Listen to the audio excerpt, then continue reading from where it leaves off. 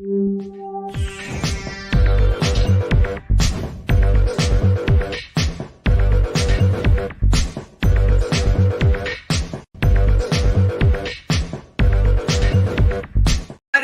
to the show. You know where you are, the 9 at 9 with me, Tigo. And today, if you're sitting there right now, you know what's about to happen. We got another fantastic expert.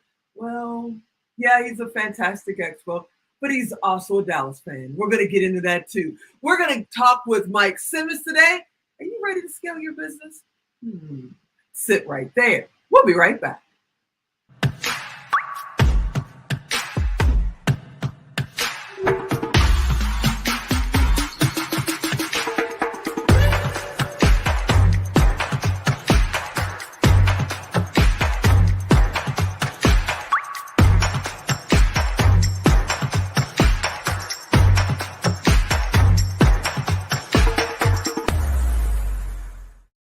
You know, football season just started. We get kind of crazy around football season. We're still Bears fans in this house, but Mike Simmons is here and we love him. And he happens to be a Dallas fan. What's happening, Mike? What's going on? Why you say it's like a bad thing? Come on, the Cowboy, America's team, right? Oh, Lord. Okay, we got to have you come back and we're just going to talk about sports. I'm going to get my brother on and we'll just have a good old time. Bring it. His wife is a Dallas fan, so we'll get her on and just, let's just go. But I'm a Dallas fan living in Detroit, by the way. I'm a Dallas fan living in Detroit. I'm used to being under pressure and under fire.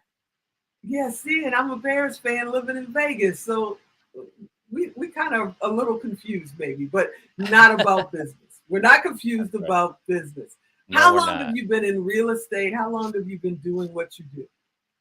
I got involved in real estate in 2008, which would seem like the worst time in the world because property values were dropping, people were losing money, but it was a really good time. It's like the stock market, right? When's the best time to buy a stock? When it goes down, right? So I got in at a great time. I just didn't know what I didn't know, so it was sort of dumb luck, to be honest. But that's when I got in, and I had some success early, which is good because I have a wife that's real conservative, and she was my business partner at the time. She's still my wife, just not my business partner anymore. And if we'd have lost money in that first year, I probably wouldn't be on this call because it would have been like, we're done, cut it, we're out of here, right? But we made money, and so that was a nice springboard for us. Well, that's awesome. Now, how did you decide, real estate is the way I want to go? I know you say that you just had great luck, but you had to have some kind of a plan to even think about doing real estate in 2008. So what made you choose that path in the first place?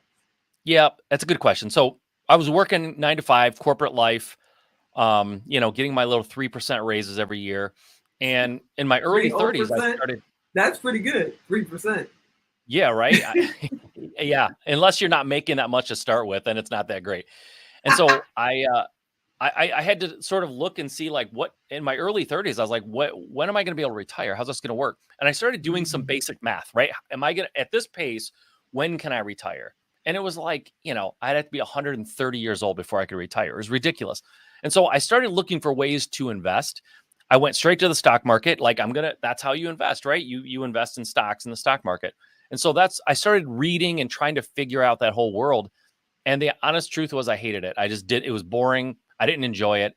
But the farther you go down in Google looking at investment strategies and how do you invest for retirement, eventually you hit real estate. And when I did, I was just totally fell in love reading about other people's success and how you can, build a real estate portfolio and how you can retire with real estate as your vehicle. And so I just stumbled upon it. Really. I never really thought about it. I've never particularly been interested in houses, but I found this, but here's what I did. I found it. I realized I wanted to do it. I understood the path and I procrastinated for 5 more years. I spent 5 more years thinking about it, planning for it, and basically afraid to take the leap, right? I was just too afraid to do it. But that was in 2003. 2008, I finally took the leap and bought my first property, and I've been doing it ever since. Well, you've been very successful in it. I mean, it's 2023 or 23. So, that's a pretty good statement in itself. But on top of that, you're training people, you're teaching people how to scale. So you really had to master this. How do people scale? Because somebody is sitting at home probably with their wife or husband as their business partner who is looking at them like, what are you doing, honey? Yeah. How do they get started? What should they be doing to follow in your footsteps? Yeah, it's a good question. So 2008, I started, I didn't really scale until 2015. So I spent between 2008, 2015, trying to figure it out, making mistakes, kind of bumping into walls, had the sort of this glass ceiling that I knew where I wanted to be, but I had no idea how to get there.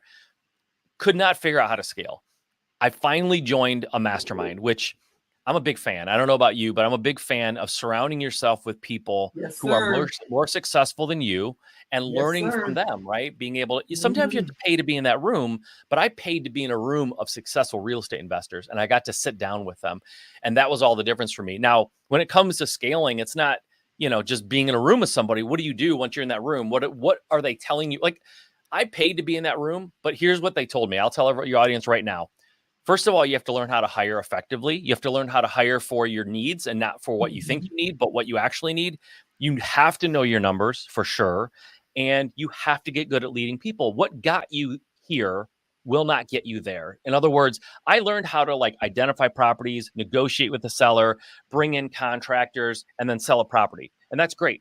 But to scale, I'm only one person. So if I want to go from doing 1 deals to 100, I don't have that bandwidth. I can't. And so I have to start bringing in. So me knowing how to do that, I have to be able to transfer that knowledge effectively to somebody else and then manage, lead, and inspire them. That's a totally different business and it's a totally different skill set. If you're a really great real estate, hustler, I'm not using that word negatively, but on positive, you just know how to get it done, right?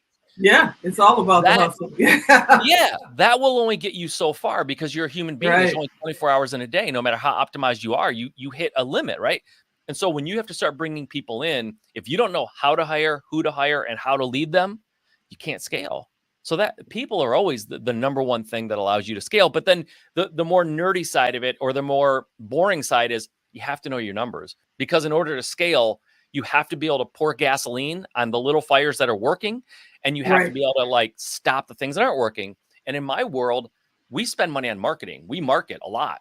And if I don't know what marketing is working, I could put money into something that's not really working and ignore something that is working. And you'd be surprised how many people are pushing 7 figures in their business. And when I ask them what marketing strategy, which marketing channel is actually working best for you right now? And they don't know because they're not tracking it. They just know money's coming in and they're throwing money at different marketing channels, but they don't know which ones to stop and which ones to put more money into because they don't know their numbers. And that's, I equate that to flying an airplane without an instrument panel, right? You're in the clouds, no instrument panel. You could be going down, you could be going up, you could be heading toward a tree. You just don't know, right? And so that's what numbers are doing for you, KPIs. That is wild. And now you're teaching it. You actually have programs, you're sharing that knowledge, which I want to praise you for because a lot of people, they learn it all, but they keep it to themselves. They don't share it with the masses. But you've got trainings coming up, correct?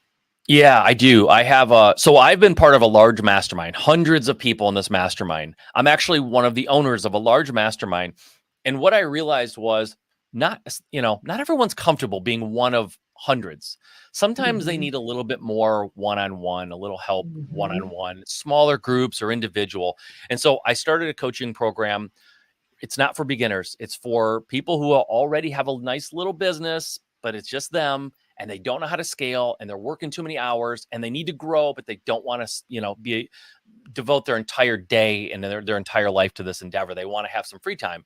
And so that's what I tell people to do. Come to me if you're that solopreneur that you kind of have the basics figured out, you want to scale and you want your life back.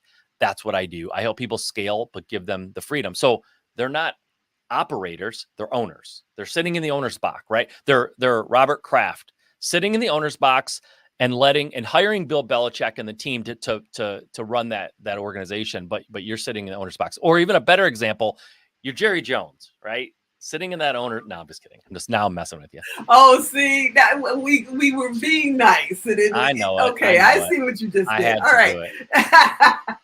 How do people find out about your programs? How do they get in touch with you? All that good stuff.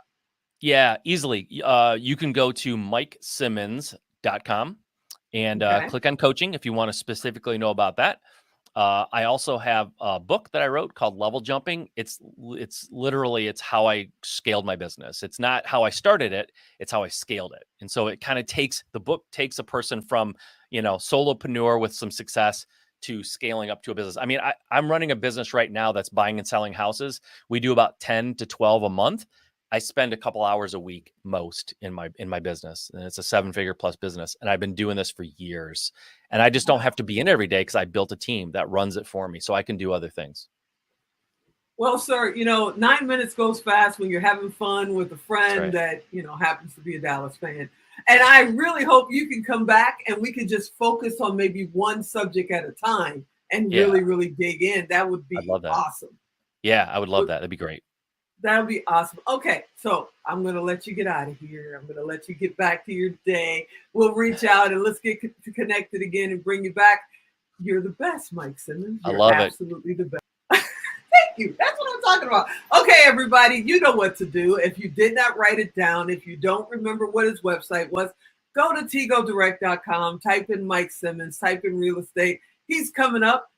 It doesn't cost you anything. It doesn't cost him anything. I just want to make sure that we can connect everybody, even if you're driving down the road going, Tigo, I'm driving. I couldn't write it down.